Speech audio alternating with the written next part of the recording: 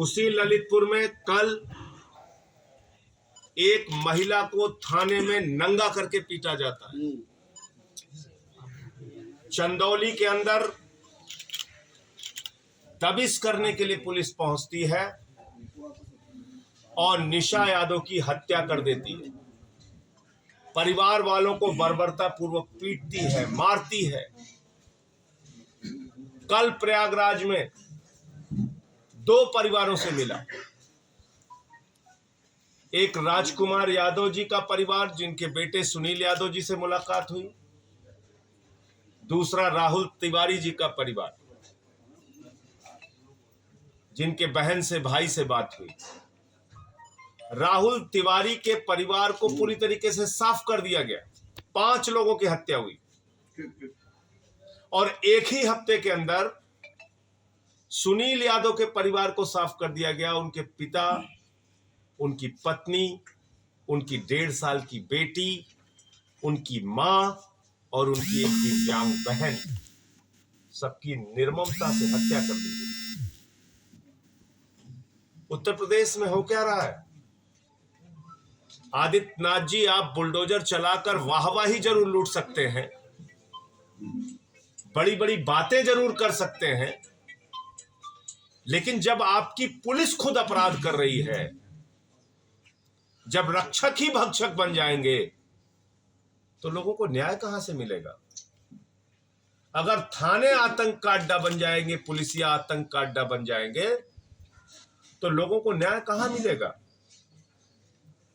मैं पूछना चाहता हूं, चंदौली में जिन लोगों पर मुकदमा हुआ वो अज्ञात कैसे हो सकते हैं?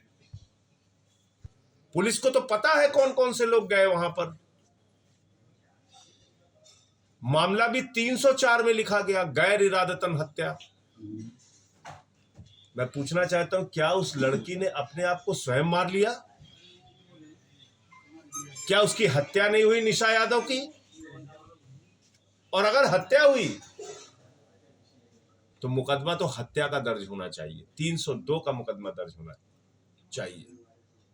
अभी तक किसी की गिरफ्तारी नहीं हुई। ललितपुर के मामले में गिरफ्तारी हुई, वो दरोगा बेशर्मी से कह रहा था मैं निर्दोष हूं।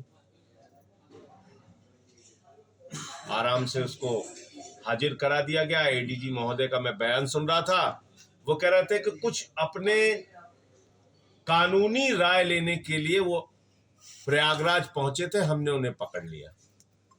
आप सोच सकते हैं, एक दरोगा जिसने थाने में गैंगरेप पीड़िता के साथ रेप किया,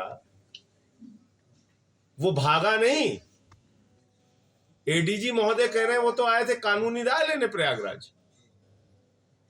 अगर उसने अपराध नहीं किया तो भागा क्यों था? इसलिए आम आदमी पार्टी ने तय किया है कि हम उत्तर प्रदेश के अंदर ऐसी घटनाओं पे शांत और चुप नहीं बैठ सकते। कल पूरे उत्तर प्रदेश में सभी जिले के अंदर जिला मुख्यालयों पे विरोध प्रदर्शन किया जाएगा और हमारी मांग है, क्योंकि इन दोनों मामलों में, चंदौली और ललितपुर कांड में, स्वयं पुलिस वाले दोषी हैं, इसलिए पुलिस से पुलिस की जांच नहीं हो सकती। हाईकोर्ट की निगरानी में सीबीआई से इस पूरे मामले की जांच कराई जाए, नंबर 1। दूसरा विषय, जो सुनील यादव जी का और राहुल तिवारी जी का मामला है, उसको फास्ट ट्रैक कोर्ट में चलाया जाए और जो भी लोग उस नृशंस हत्या के लिए दोषी हैं प्रयागराज कांड में, उनको जल्द से जल्द सख्त से सख्त सजा मिलनी चाहिए। कोल इंडिया बिजली कंपनियों को कोयला देती है 3000 रुपए प्रति टन। कहां तक? उनके स्थल तक पहुंचाने का रेट है। यानी अगर किसी पावर प्लांट में राज्य सरकार की कोयला आएगा तो कोल इंडिया पहुंचाने तक का पूरा खर्च मिलाकर लेती है 3000 रुपए प्रति टन, और अडानी की कंपनी लेती है 70,000, 40,000, 50,000 प्रति टन। ये पैसा कौन देगा? आप पूछिए सवाल और सोचिए जरा इसके ऊपर। एक तरफ कोयले का संकट कृत्रिम रूप से पैदा करके विदेशों से अडानी से कोयला खरीदने की साजिश है, उसमें दलाली खा रही है मोदी जी की सरकार। दूसरी तरफ जब बिजली का संकट पैदा होता है तो AK शर्मा जी कहते हैं, आदित्यनाथ जी की सरकार कहती है 23,000 मेगावाट हमें चाहिए, हमारे पास 19,000 मेगावाट है, 4,000 मेगावाट हमें दूसरों से खरीदनी पड़ेगी। वो बिजली भी खरीदी जाती है अडानी से, वो बिजली भी खरीदी जाती है टाटा से, वो बिजली भी खरीदी जाती है SR से। आप RTI लगाकर ये सारे कागजात निकाल सकते हैं और बिजली खरीदी जाती है 20 रुपए, 25 रुपए, 26 रुपए, 32 रुपए यूनिट। इसका पैसा भी हम ही देंगे।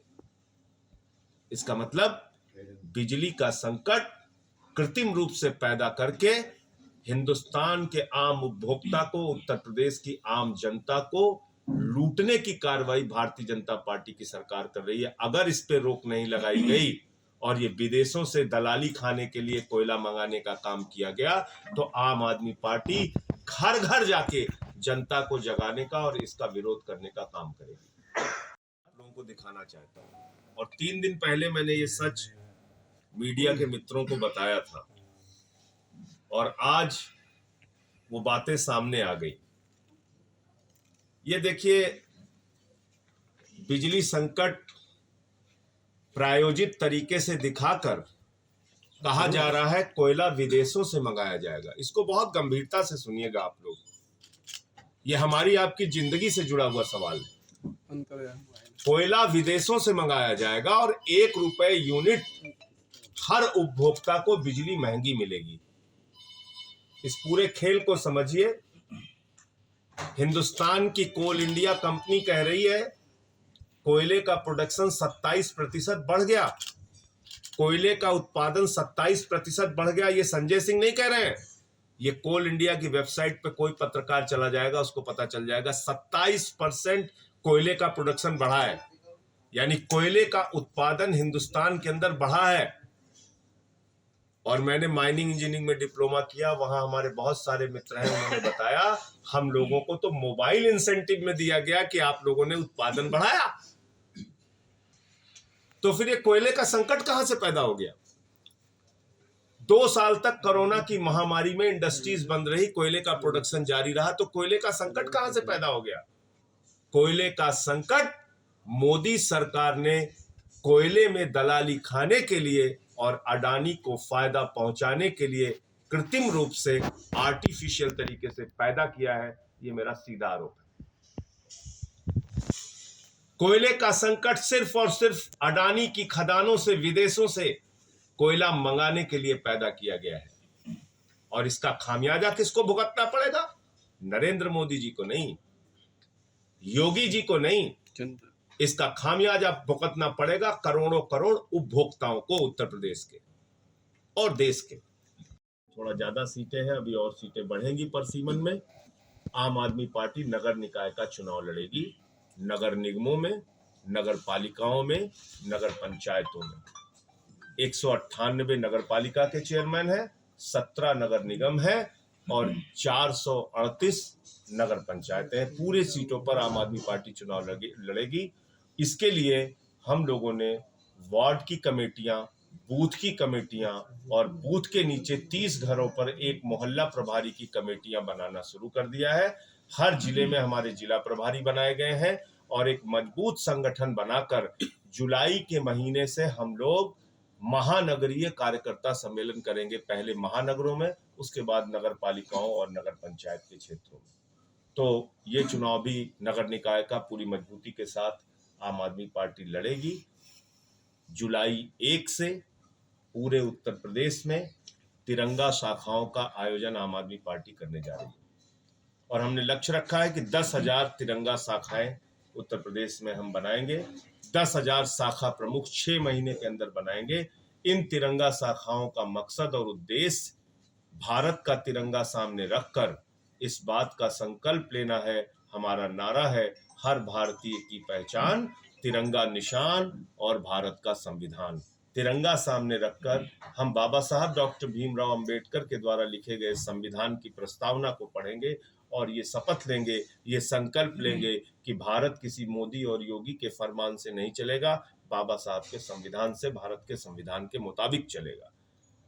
इसके अलावा उस शाखा में हमारे तमाम महापुरुषों, राष्ट्रपिता महात्मा गांधी, बाबा साहब डॉक्टर भीमराव अंबेडकर, नेताजी सुभाष चंद्र बोस, शहीद आजम भगत सिंह, शहीद चंद्रशेखर आजाद, शहीद अशफाक उल्लाह, हिंदुस्तान के तमाम क्रांतिकारियों के बारे में अलग अलग दिन पर उस शाखा में चर्चा होगी। 1857 के गदर के बारे में उस शाखा में चर्चा होगी, हिंदुस्तान के आज़ादी के आंदोलन के बारे में उस शाखा में चर्चा होगी, और समसामयिक जो विषय होंगे बेरोजगारी, शिक्षा, स्वास्थ्य के, उन मुद्दों पर भी चर्चा होगी। देश कैसे विकास के रास्ते पर आगे बढ़ेगा और देश की एकता कैसे मजबूत होगी, सौहार्द कैसे मजबूत होगा, ये हमारी तिरंगा शाखा का मकसद होगा, जिसके मकसद से हम लोग ये तिरंगा शाखाएं आयोजित करने जा रहे हैं। पेश है न्यूज बकेट हिंदी मासिक पत्रिका। पढ़ें इस महीने की पूरी खबर विस्तार से हमारे न्यूज बकेट की मैगजीन में। हमारी ई मैगजीन को मुफ्त में पढ़ने के लिए अभी लॉगिन करें www.newsbucket.in पर। इसके अलावा रोज की ताज़ा खबरों के लिए हमारे YouTube चैनल को तुरंत सब्सक्राइब करें।